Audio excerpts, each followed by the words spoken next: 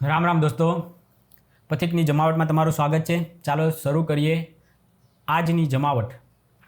તો દોસ્તો, હમણાં છે ને મીડિયામાં એક નવું વાંદરું કુદાકૂદ કરી રહ્યું છે. નામ છે સામત. એ રહ્યું છે ને દોસ્તો, કોઈક ઝંડો ઉપાડીને ફરી રહ્યું છે. કોઈને પણ કાંઈ પણ કોઈ મુદ્દો ઉઠાવવો હોય તો સૌથી મોટું એને ચિંતાનો વિષય હોય કે હોળીનું નાળિયેર બનાવવો કોને બકરો બનાવો જેનો બલિના ચડાઈ અને એ પોતાની કારકિર્દી આગળ બનાવી શકે. તો આવું એ બકરો બનાવે છે અત્યારે પોલીસ ભરતીવાળા બાળકોને, યુવાનોને.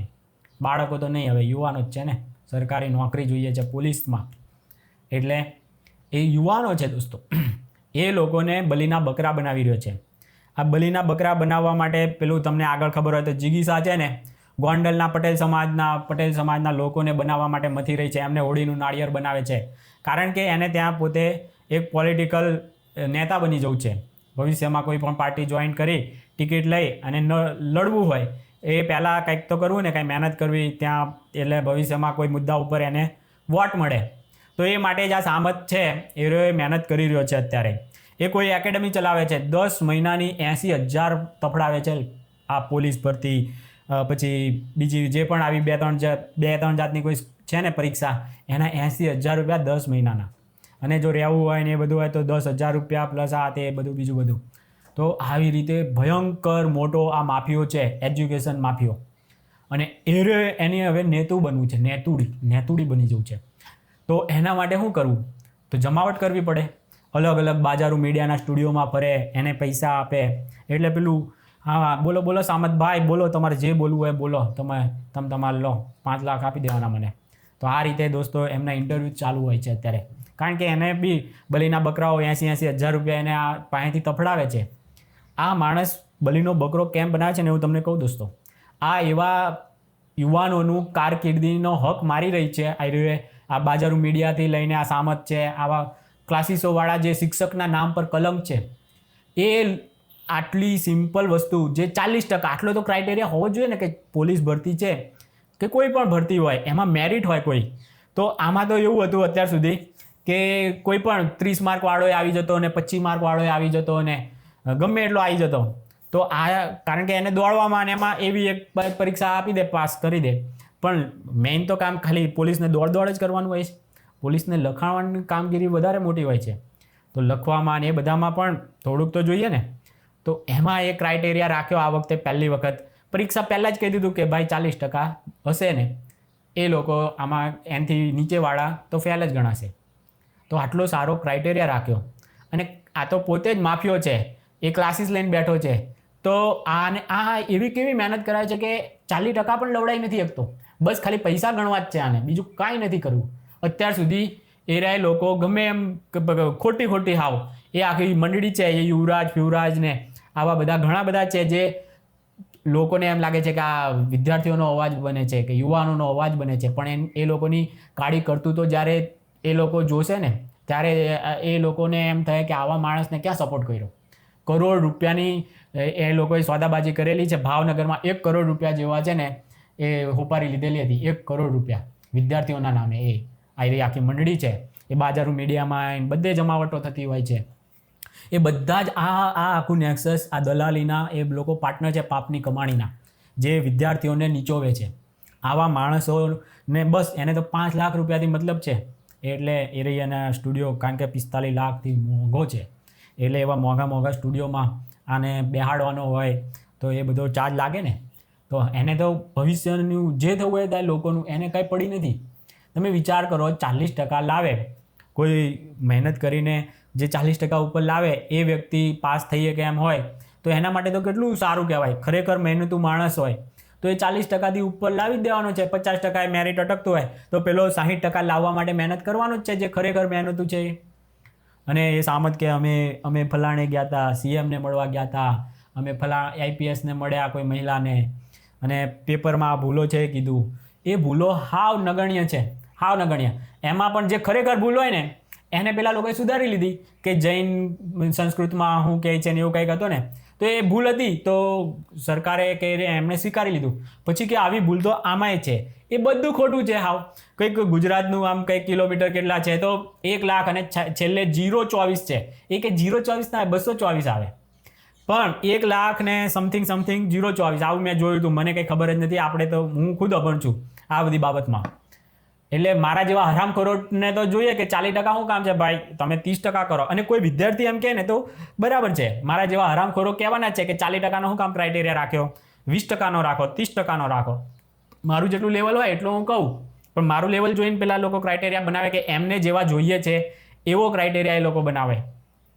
તો એ કોઈ દાસ સાહેબ છે IPS, એની ઓફિસમાં ઘૂસી ગયા હતા આ લોકો, સામતને ટોળકી આખી. તો સાહેબે તો ચોખ્ખું કીધું કે ભાઈ 32 વર્ષ અમારે હાચવવાના છે, પછી 32 વર્ષ અહીં ઉદયની જેમ લાગવાના છે. તો અમે એટલું તો ક્રાઇટેરિયા રાખીએ જ ને કે ભાઈ કે 40%થી ઉપર લાવે, ભલે જગ્યાઓ ખાલી રહી જાય, એમાં અમારી શું ભૂલ છે? અમે તો GPSC UPSC એટલી અઘરી પરીક્ષા રાખશું, તમારે આપવી હોય તો આપો, નહીં તો કોણ તમને કંઈ હમદઈને કોઈ આપે છે? પણ આવી અઘરી રાખે તો પછી પેલો ક્લાસીસવાળાને મહેનત કરાવવી પડે. હા, હરામખોર છે ક્લાસીસવાળો સામત, એ પરિયોના નામે ક્લાસીસ એકેડમીઓ ચલાવે છે. એ હરામખોરોની મહેનત વધી જાય. આ હરામખોરોને 10 મહિનામાં 80,000 રૂપિયા મળી જતા હોય એક છોકરા પાસેથી, તો પછી આ હરામખોરોને પછી 80,000 પછી વધુ ફી મોંઘી થઈ જાય અને પગાર તો પાછો ઓછો વાળું જ છે ને, પોલીસની ભરતી છે તો મહેનત ક્લાસીસોવાળાની વધી જાય.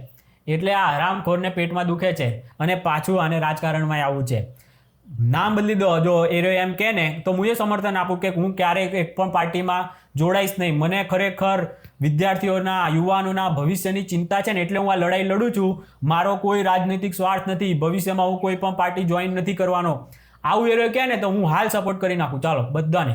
આ ભલે ક્લાસીસોવાળાની હાથે હું એ લોકોના પાપના પૈસામાં ભાગીદાર ના બનું, પણ ચાલો આવી એક છે ને એ એક વચન આપતો હોય વિદ્યાર્થીઓને, યુવાનોને કે હું આ મારા રોટલા શેકવા નથી કરતો, હું તમારા ભવિષ્ય માટે કરું છું. હું જો ભવિષ્યમાં કોઈ પાર્ટીમાં જાઉં ને તો મારી હાથે તમારે જે કરવું હોય એ કરજો. હું 2 બાપની ઓલાદ, 5 બાપની ઓલાદ છું. મારી મા બેન હમાણી ગાળો દેજો અને મને વોટ ના આપતા, આવું કહી દે એટલે હું કાલથી સપોર્ટ કરવા માંડું સામતનો. પણ આ હરામખોર આખી જ એની છે ને, એનું વિદ્યાર્થીઓના પ્રશ્નો એની ઉપર નથી. એના પ્રશ્નોના છે ને ફૂલ ગાંધીનગરમાં એ જે IPS પાસે ગયો બધેથી એને મસ્ત જવાબ આપ્યા છે. પણ આ હરામખોર કેટલો છે કે એણે ફક્ત નેગેટિવ, જ્યાં જે એને એમ લાગે કે આની ઉપર હું છે ને થોડોક ફાયદો ઉઠાવી શકું, મારા રોટલા રાજનીતિના શેકી શકું, એવા એ રહ્યો ખાલી બહાર તમને જવાબ આપે છે. બધે સ્ટુડિયોમાં બેને એની ચેનલ છે એની પર બધી જ રીતે એ રહ્યો ખાલી એના રોટલા શેકી રહ્યો છે અત્યારે ફૂલ મેકઅપ કરીને. આવા ભવાયો જ છે. આ ભવિષ્યમાં ગોપુની પાર્ટીનો ભવાયો જ છે. પણ મારે અત્યારે તમને કેવી રીતે કહી શકું, કારણ કે હજુ એણે જોઈન નથી કર્યું. એને કરવાનું જ છે ભવિષ્યમાં જોઈન. આ હું છાતી ઠોકીને કહું, કોઈ પણ ના પાડે કે ના આ જોઈન નહીં કરે, હું લેખિતમાં આપું. કોઈ વિદ્યાર્થી કે કોઈ યુવાન એને સપોર્ટ કરનારો હોય ને એ મને કહી દેજો, હું તને એને ખોટો ના પાડું ભવિષ્યમાં તો કહી દેજો. આ છાતી ઠોકીને કહી દો. પણ હજુ અત્યારે મારી પાસે સાબિતી નથી કે આ પાર્ટી જોઈન કરે. આ છે ને ઈસુદાનને તમે ઓળખતા હશો, આ બધા પહેલેથી વટલાઈ જ ગયેલા હતા. પછી એ એના જે હતી ને ખુરશી, એનો ભયંકર અનૈતિક દુરુપયોગ કરતા હતા એની પાર્ટી માટે. પછી જ્યારે પાર્ટી કે હવે આવી જાઓ એટલે એ લોકો આવી જાય. ત્યાં સુધી કે તમે અમારી પાર્ટીનું ત્યાં એન્કર બનીને પ્રચાર કરો. આ શિક્ષક બનીને અત્યારે એ આપ્યાઓનો પ્રચાર કરી રહ્યો છે. આ હરામખોર છે. આવા નીચ કક્ષાના શિક્ષકો જે ક્લાસીસો ચલાવે છે, આ મેડિકલ માફિયા હોય, પછી આ મીડિયા માફિયા હોય, એવો જ આ એજ્યુકેશન માફિયા છે. આવી રહ્યો હરામખોર ખાલી છોકરાઓને લૂંટે છે. અને આ વ્યક્તિ એમ કે એના રોટલા શેકવા કે મને બહુ એમની પીડા છે. આ નીચ કક્ષાનો આનાથી કોઈ ના હોય.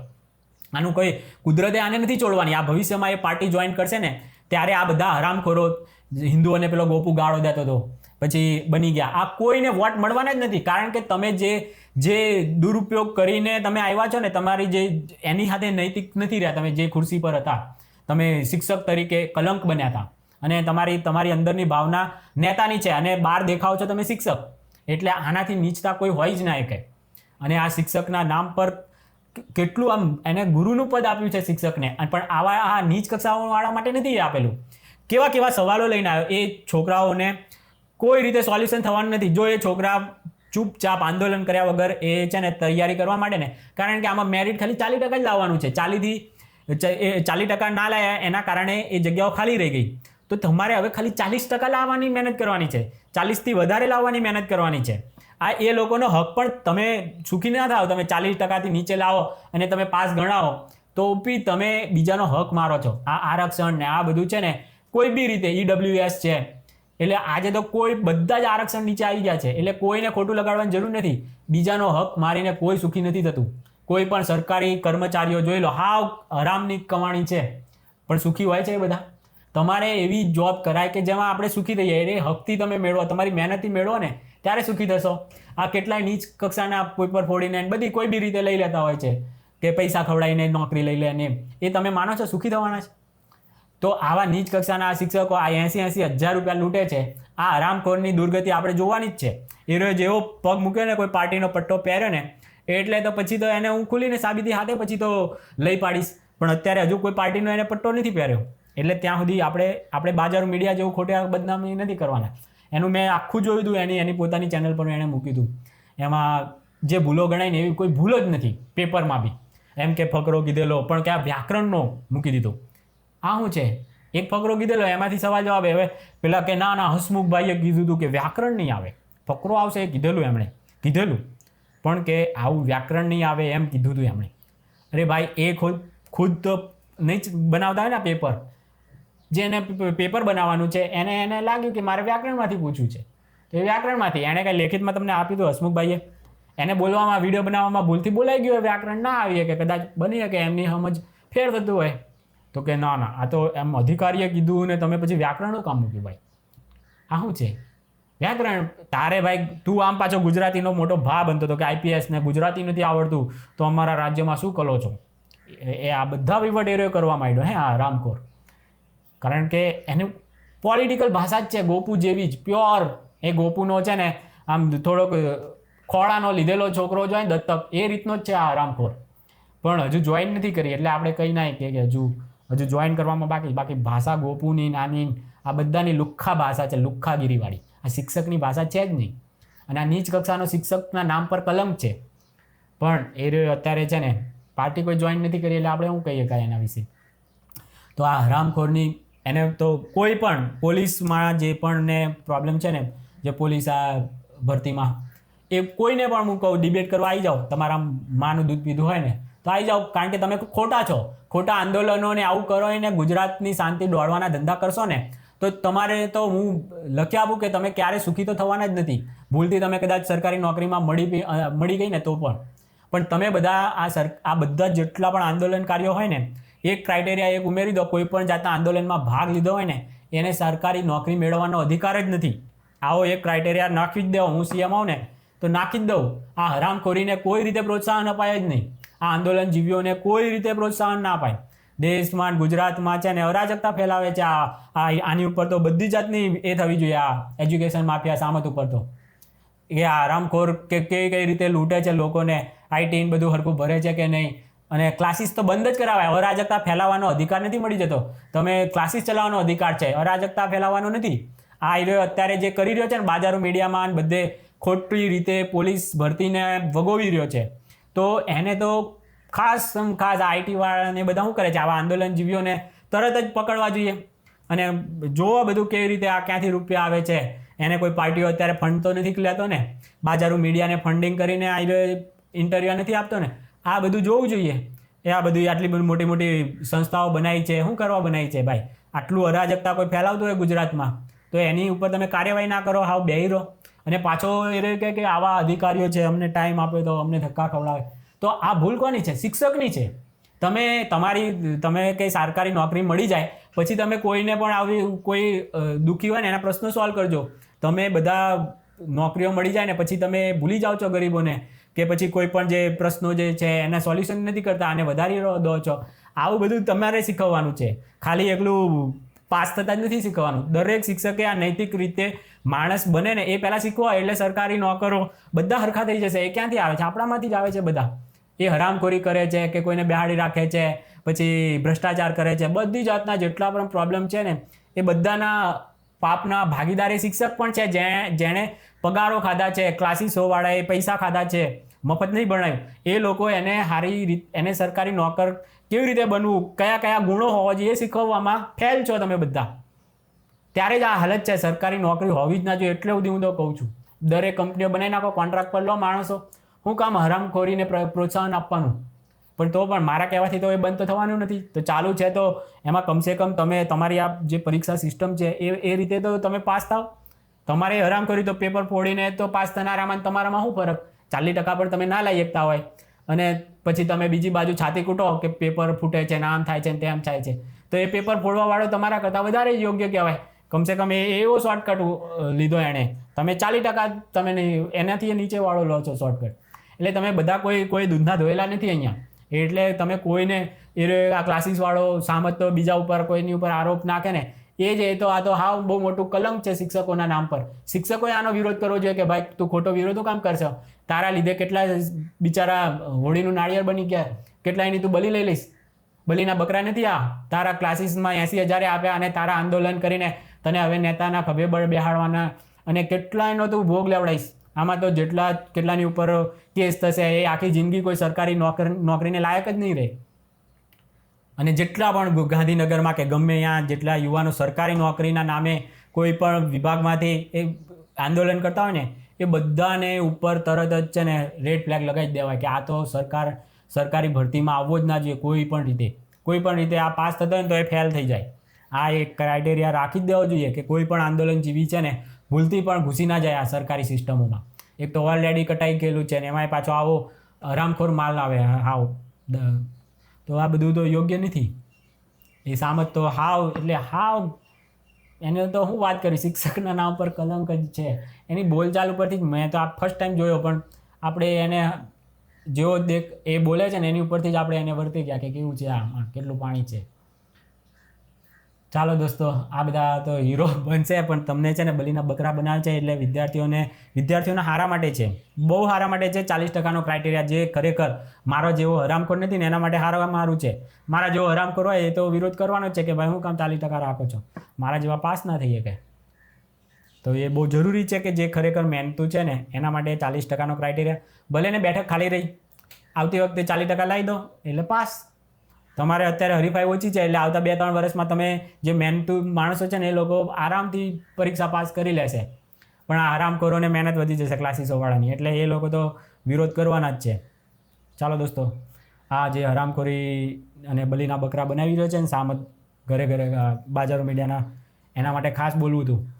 આ વિડીયોમાં વ્યૂ ને એવું ઓછા જ આવવાના છે, પણ આ સામત જેવા હરામખોરોને ખબર પડે કે તને કોઈ ઓળખતું નથી એવું નથી. તારી બધી જ છે ને ચાલ ને બધું જ અમે વર્તી ગયા છીએ. આ બધા યુવરાજ આ જ્યારે પાર્ટીઓ જોઈન નથી કરીને ત્યારના પહેલેથી કે આ હું કામ આટલો બધો ઉલડે છે ને પહેલેથી ખબર હતી. ગોપુ છે, આ બધા જ એ ગોપુએ કહેતો હતો કે હું ક્યારેય પાર્ટી કોઈ જોઈન નહીં કરું, આમ નહીં કરું, તેમ નહીં કરું.